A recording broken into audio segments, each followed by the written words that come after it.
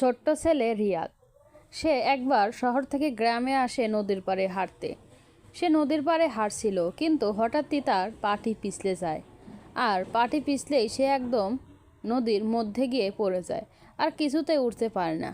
কিন্তু সে শহরে বড় হলেও সে গ্রামের মানুষের সব কাজই পারত। সে খুব সুন্দরভাবে সাঁতার কাটতে থাকে, কিন্তু সাঁতার কাটতে কাটতেও নদী ফুরায় না।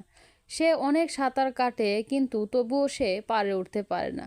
একসময় সে সাঁতার আর কাটতে পারে না। তখন সে আস্তে আস্তে একদম নদীর গভীরে চলে যেতে থাকে।